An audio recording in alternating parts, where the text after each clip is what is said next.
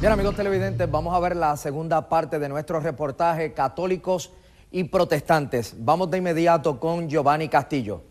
La fundación de la Iglesia Católica se remonta a los tiempos de Cristo, cuando el propio Jesús le encomendó al apóstol Pedro que cuidara a sus ovejas. Para el catolicismo, Jesús no hacía más que nombrar al primer papa de la Iglesia. Pero a pesar de los 20 siglos de su historia y de que las estadísticas reflejan que es la religión cristiana más grande del mundo con más de 1.000 millones de fieles, la realidad es que cada vez son menos los católicos que asisten domingo tras domingo a las misas. La Iglesia admite la reducción de su feligresía, un problema que se une a la dramática escasez de sacerdotes y monjas. Tan sencillo como que los jóvenes de hoy en día no ven la vida consagrada como una opción para ellos. Algo que estos religiosos seminaristas decidieron seguir, el llamado de Dios a servirle a su iglesia.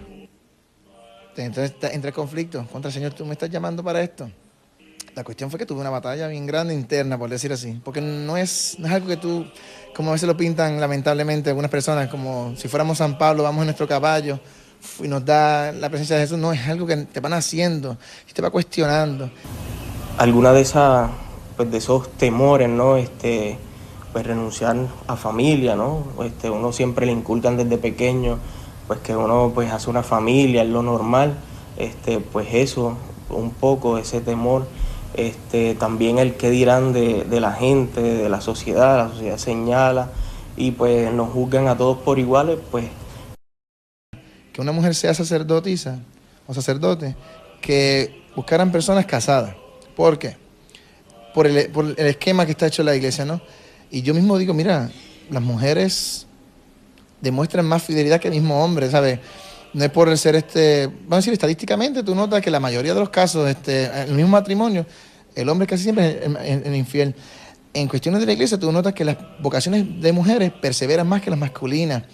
Hay monjas por todos lados en el mundo y sacerdotes cada vez hay menos. Yo creo que ya es hora que vayamos evaluando ese aspecto, ¿no? Precisamente esta joven se prepara para ser consagrada como religiosa de la Orden de las Hermanas Paulinas. Su entusiasmo es evidente y lo irradia en cada palabra. Quizás no somos gente tan devota como una vez, que cargábamos rosario en mano y íbamos pasando las cuentas y todo el mundo veía que éramos gente de que rezaba el rosario, digámoslo así. Quizás ese no es nuestro estilo de vivir la fe hoy, pero se vive, se vive. Celibato y ordenación de las mujeres son la clave para explicar la reducción en el clero católico. ¿Cuál es el problema? ¿Y usted qué opina? Para Rubén Sánchez Directo, Giovanni Castillo.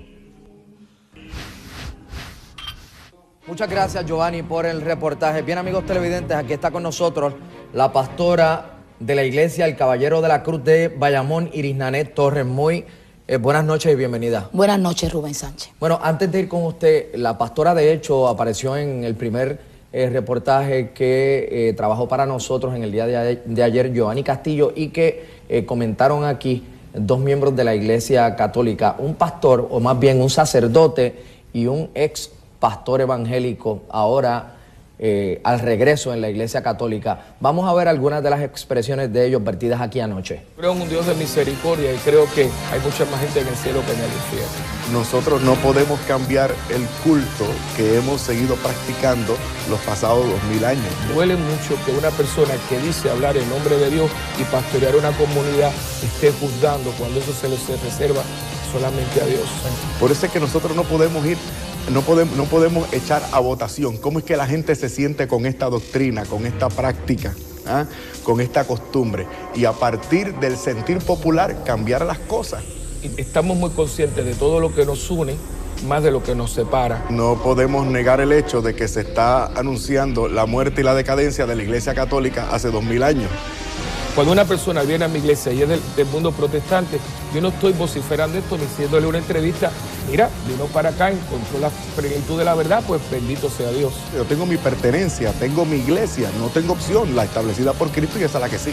Nos echamos a reír porque, primeramente, con todo el respeto al reportaje, nosotros no estamos compitiendo. Bueno, a mí me llamó algo la atención de todo lo que usted dijo ayer. A mí me llamó la atención que usted insinuó o dijo que el infierno debe estar lleno de católicos.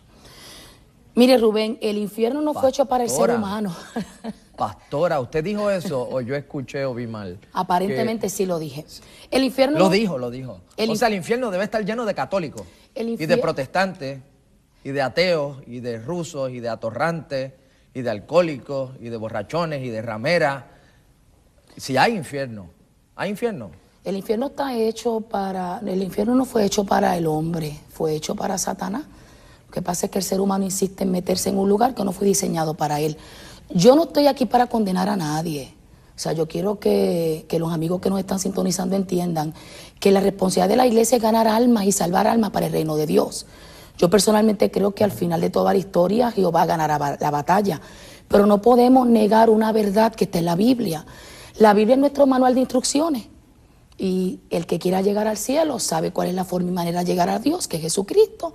Y el que no siga esas instrucciones, lamentablemente, recibirá consecuencias. Hay una cosa innegable, por ejemplo, para una persona como yo, que pues lo ve desde las gradas, ve lo que ocurre en términos de las feligresías y de hacia dónde emigra una persona que busca de Dios.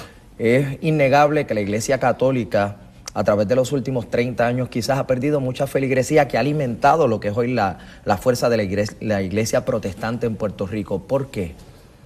Porque hay una necesidad, pero Rubén, cuando nosotros hablamos del Evangelio y predicamos a Jesucristo, yo no le pregunto a la persona si es católico, ateo, agnóstico. O sea, en realidad vamos detrás de la necesidad del alma.